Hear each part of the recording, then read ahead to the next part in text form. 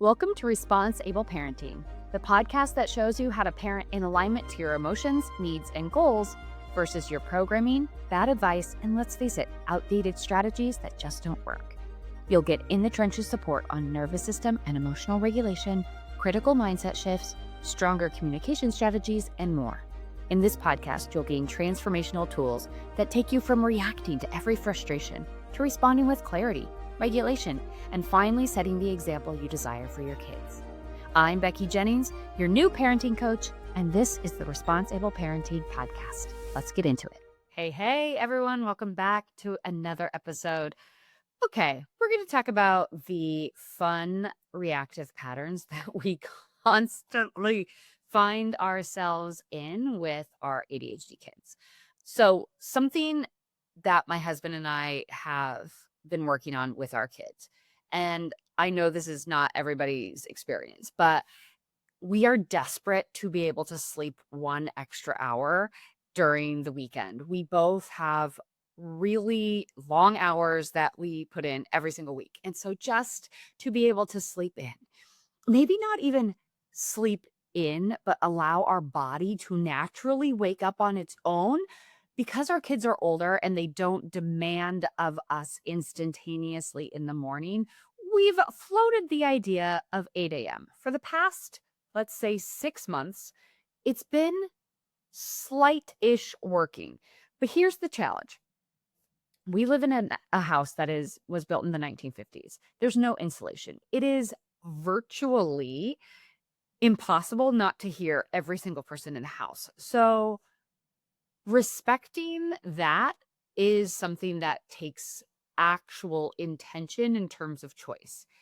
How we were setting it up, and maybe we were setting everybody up to fail, but how we initially started it was, hey, tomorrow morning, you don't need to get up until 8 a.m. We're going to be quiet until 8 a.m. or stay in your bed till 8 a.m. They can see a clock. They know what 8 a.m. is. So that wasn't a hurdle. So 8 a.m. When can you come in our room? 8 a.m. That's what we were saying. When can you come in our room? 8 a.m. They were like, got it. Check the boxes. Got it. But 6:30 would hit and we'd hear the pitter patter of feet. Here's what happens every single time in my body. My body would jolt awake and it would light up with anger, just light up with anger. Not only was I just definitely shocked out of bed, but I am feeling very disrespected in the moment because exactly what I asked you not to do, you're doing, which feels intentional, which feels aggressive, which feels like an act against me. Okay. So all that's ripping through my body. The subconscious thoughts are coming through my body of like, they are doing this on purpose, or they don't care at all, or they're being disrespectful, all these things. Okay. And then it can create this reactive trap where I go in and I'm like, guys, it's like 6:30 in the morning on a Saturday. And I'm pleading with them, please be quiet. Please let dad and I sleep for just a little bit longer. Like now the dogs are awake and, and it just kind of is like, then it feels like I'm putting guilt on them. And then they're sitting there going, what? We didn't do anything. Like, what do you mean? And so there was a misalignment. There was a misalignment of what I was expecting and what their actual knowledge and skill level was capable, like what they could actually do in the moment. So I recognized this wholeheartedly yesterday. And we had been in this, every single night when we would go to bed on a weekend, I would say, hey guys, 8 a.m. And we'd be like, do we understand what 8 a.m. means? Do we get what is the goal, right? That means you're not coming into our room. That means you're staying quiet. That means yada, yada. Okay. They were like, totally got it, mom. Like, I get it. We get to sleep in. We're super excited. Like all this stuff. Everybody seemed to be on board. And then again, 6:30, 7 o'clock. You just like, what is happening? We had this discussion and we've had this discussion over and over and over and over again, creating an expectation in me that you guys understand what I'm saying, creating an expectation in me that I will be able to make up for the lack of sleep that I get during the week. And I'll be able to make that up on the weekends by like these 45-minute increments. And it'll be, I'll feel happier, I'll feel better. My expectations of them staying in bed were very, very high. Sunday morning rolls around, 7 a.m., pitter patter. And I'm just like, no, I'm sorry. It was 6:15. And I was like, I can't believe they're doing this to me, that they're doing this to me. So I go in and they're kind of just standing there.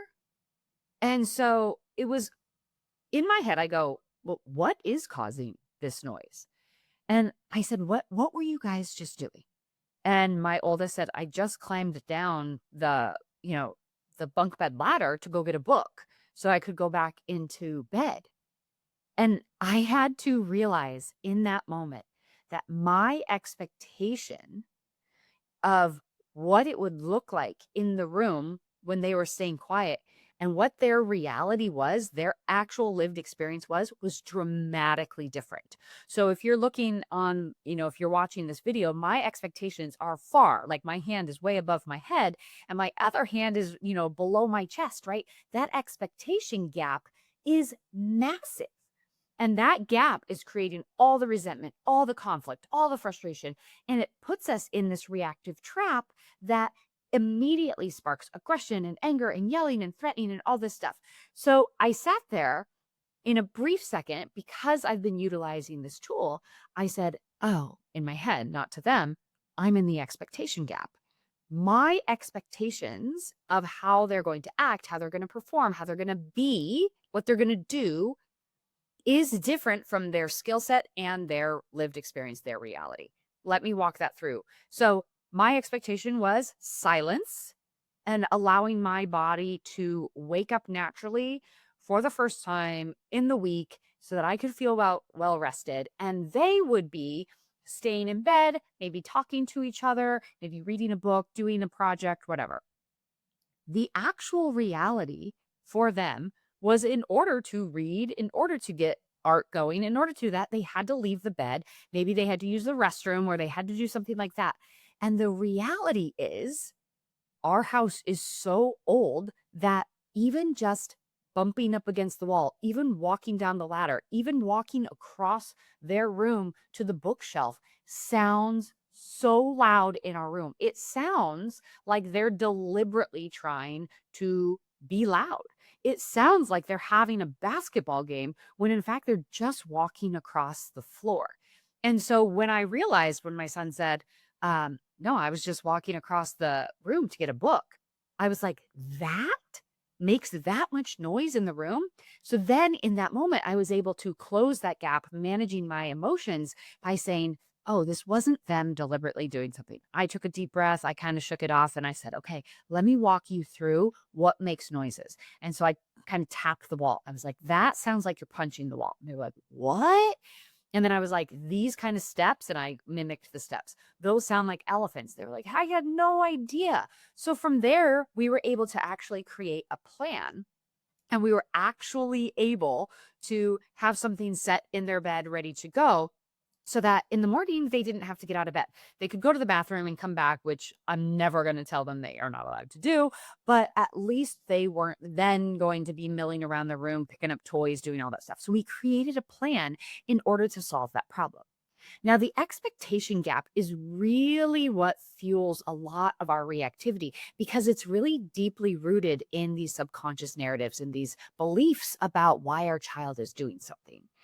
Just by the sheer nature of how many times we enter into the same repeated pattern with our kids, the same amount of time we experience these moments of conflict, the exact same conflict, we start to feel resentful, we start to feel angry, we start to feel frustrated, we start to feel flooded with all of these feelings.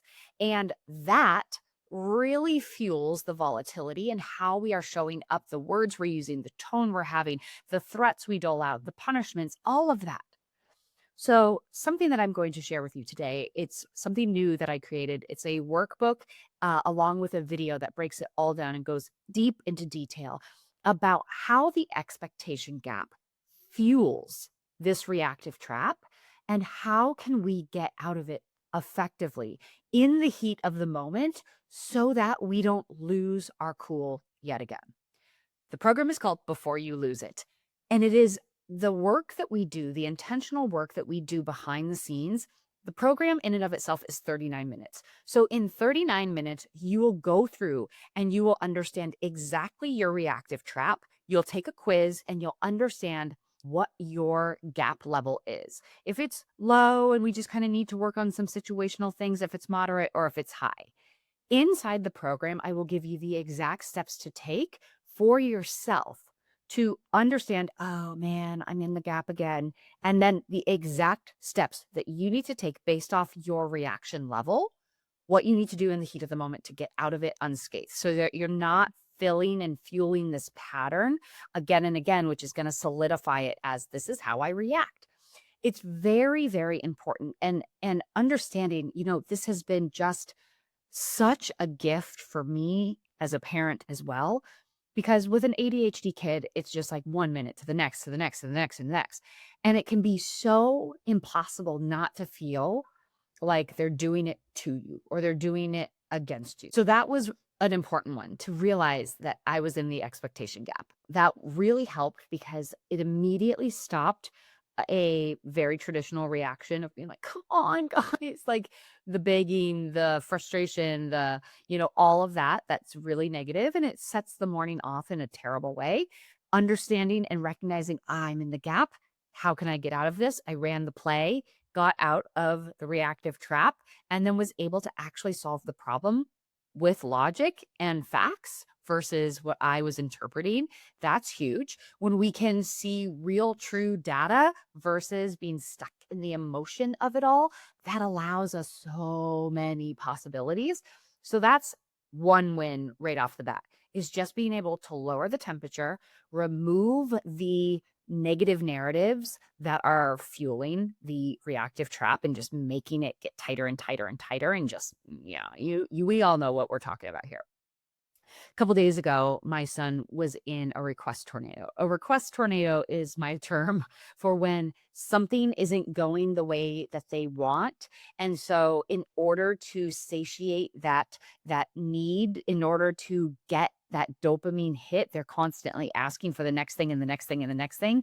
And they don't stop until either somebody joins them in the conflict or they finally get a yes to something, even if it's like the 15th down of the totem pole or whatever.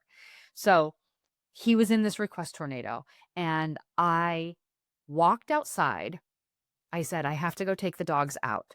And I stood in the yard and I was like, I could feel my heart churning and I could feel the anger and I could feel all this stuff. Cause I was like, things that were starting to flow through my head. He's being ungrateful for the things I've already said yes to. Like, why does he always do this to me? I can't believe he's asking for that again. I've already said no to that. Why is he asking again? Okay. Those are your key indicators that you are heading in or are already in the expectation gap. So I stood there with the dog and I was like, I'm in the gap. That's why I feel so bad. I'm in the gap. And so then and this is the most magical part of this whole thing, is once you say to yourself, I'm in the gap, then you go, that literally triggers the next step. It is like a boom, boom, boom. I know exactly what to do. The second I say to myself, oh, I'm in the gap. Got it. Where am I feeling this in my body right now? Got it. Then I'm going to go take these steps based off where I am on my quiz. And then I'm going to get out of this fire so I can actually address the moment. What I learned in that moment and what I was able to see is he's struggling. He's in the loop, that frustration intolerance loop, that he doesn't have the skill yet dialed in. And so he's kind of in this reactive panic place. And if I come in and I double down on, you're being disrespectful, this is ridiculous, I can't let you act like this, you don't get to talk to me like this. If I double down on that, That's going to trigger some defense. That's going to trigger anger and aggression coming back at me. And then I get even more validation that he is doing this intentionally. That how dare he speak to me like this? It validates the exact trap that I'm stuck in based off these unattainable expectations in the moment. So being able to say, I'm in the gap. My expectations far exceed my child's skill level is mission critical. Then from there, I get to explore the data of the moment. Data helps me step back and say, this isn't an emotional attack. It's a lack of skills for my child. So then I was able to address the situation completely differently. I came in with a different energy. I came in with a problem solving energy, and I came in with a compassionate energy. I said, I see that you're really frustrated that this isn't happening right now the way you want it. He's like, yeah, like almost like, duh, mom, obviously. And I was like, well, this can't happen right now, but what can we do to kind of help us through this moment? Because what you want is happening in 3 hours. There's a huge gap between that time. So what can we do so that we're not kind of poking at each other and we're not frustrated? What could light you up for a little bit? And he was like, well, I do want to work on my comic strip. Like, I guess I haven't done this. And so he was able to kind of figure out a couple other things that are really positive. And he went and did that. He did it for about 20 minutes, which was enough time for him to regulate, enough time for me to calm down. And we were able to just kind of tackle the rest of the day together.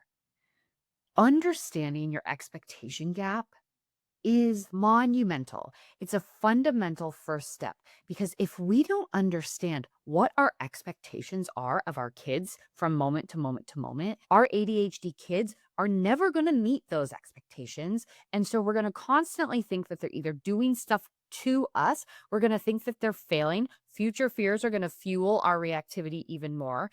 Unhealthy narratives are going to start to root down. And we're just going to stay in this cycle of, they don't meet my expectations.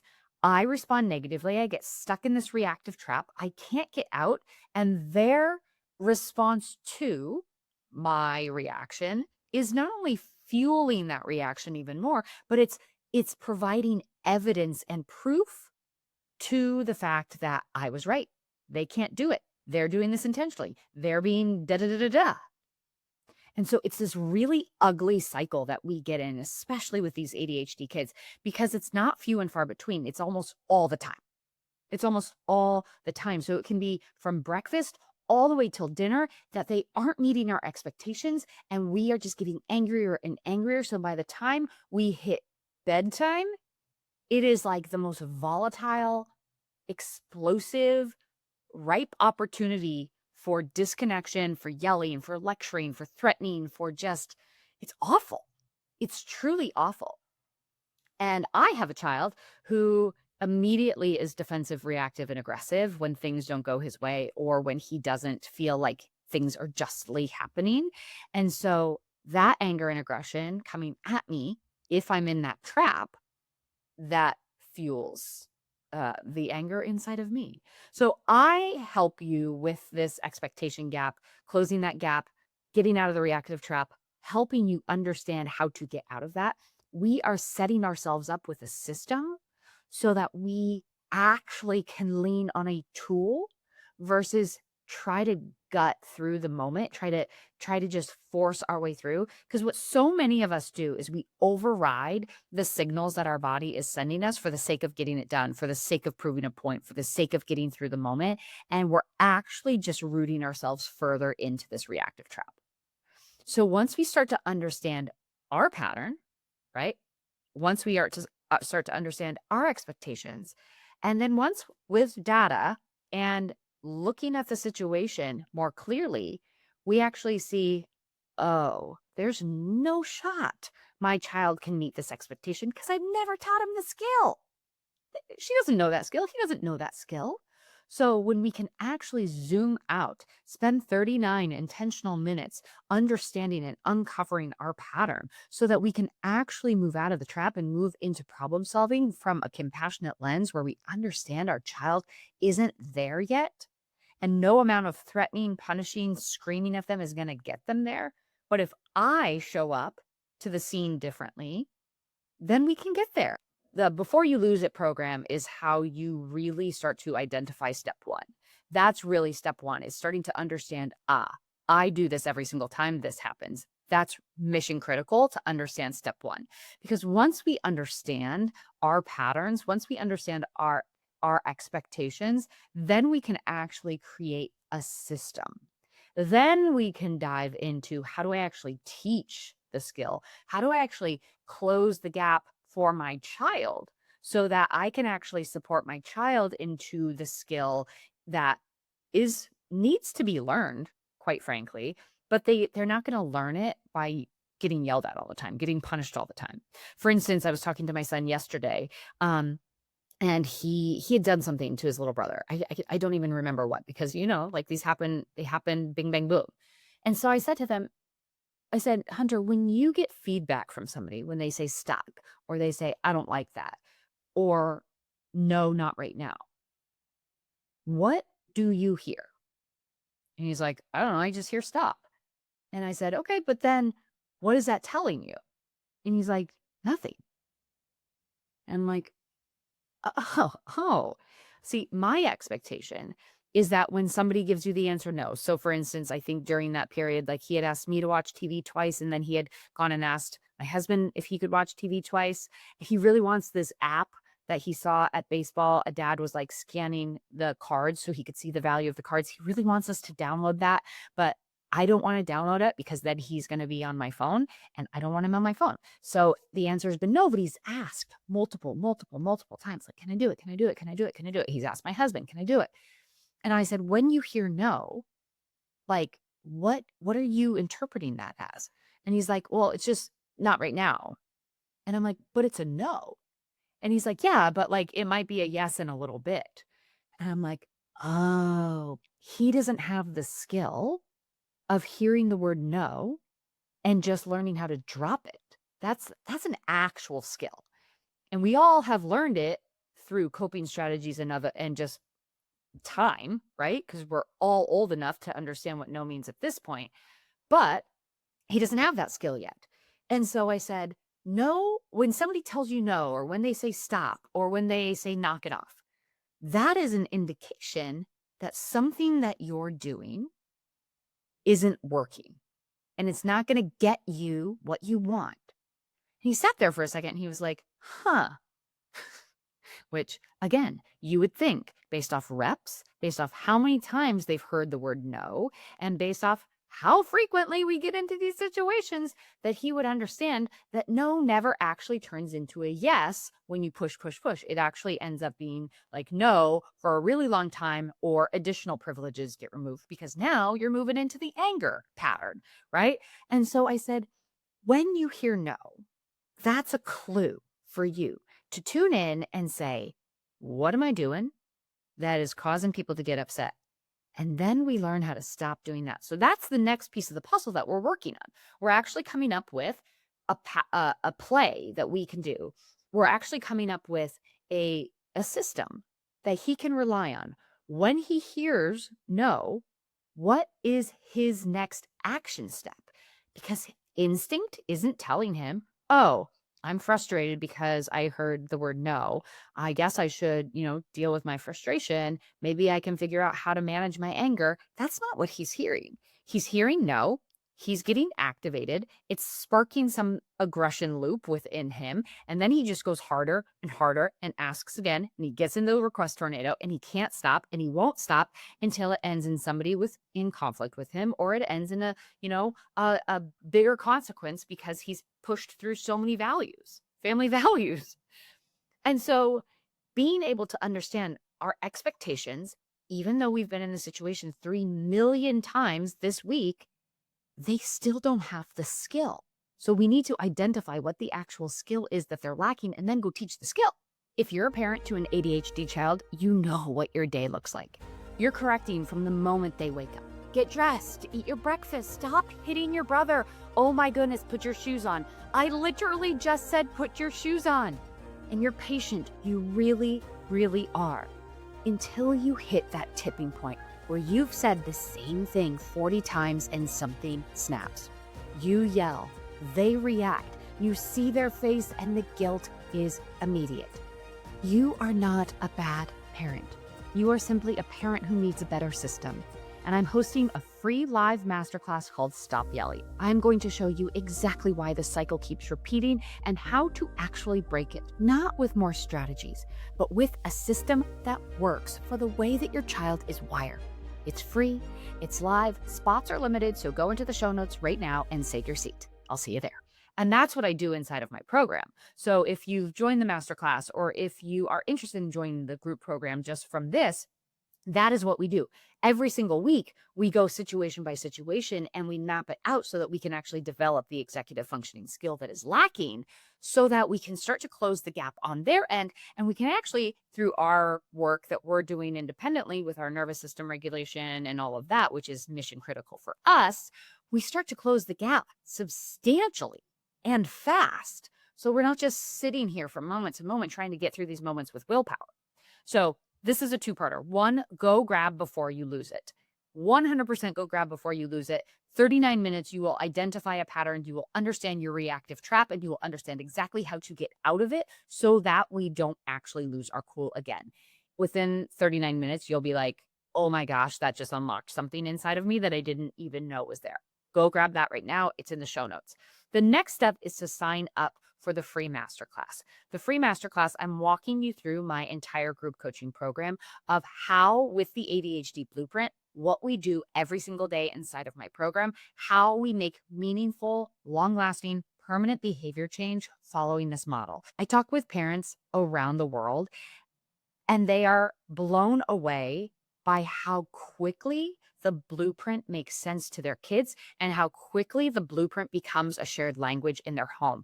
Because what's happening is we're addressing all the key functional aspects of behavior and habit change, but we're doing it through a lens where the ADHD brain understands, which gives our child so much confidence. It also gives them so much buy-in because they've co-created this with us. It's not just us telling them to do another thing.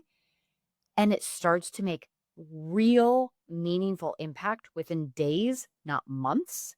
And this is where it gets really fun because now once we understand the blueprint, we can go from challenge to challenge to challenge to challenge. We just run the same blueprint, but we adjust it to meet what we're talking about. So I can't wait to share all of that with you. First and foremost, go grab the Before You Lose It program. 39 minutes, done. You'll figure out your pattern. You'll understand your expectation gap and you'll know exactly how to get through it. Then sign up for the free masterclass. This is your opportunity to really dial it in and figure out, okay, how am I going to address behavior change at home? I'm going to share my group coaching program with you there so that you can dive in and you can start taking behavior by behavior. And by the end of summer, imagine by the end of summer, 3 of your biggest issues are wrapped up and you have a system on how to manage them. If that would change the game for you, just skip straight to the program, jump right in. That's going to transform how you approach summer and it's going to be an absolute game changer for you. So cannot wait to see you in there. Message me with any questions. My email is in the show notes. I'm an open book, so feel free to ask me anything and I cannot wait to see you inside. Thank you for listening to the Responsible Parenting Podcast. If you like what you heard, please take a moment to rate, review, and subscribe. If you know someone who would benefit from this podcast, I'd be honored if you'd share this episode with them. Until next time, know that you are enough, you are capable, you've made it through all of your hardest days, and we will keep growing on this parenting journey together. This podcast was produced by Kim Kelty and myself, Becky Jennings, and edited by the Kelty Method, Branding and Podcasting.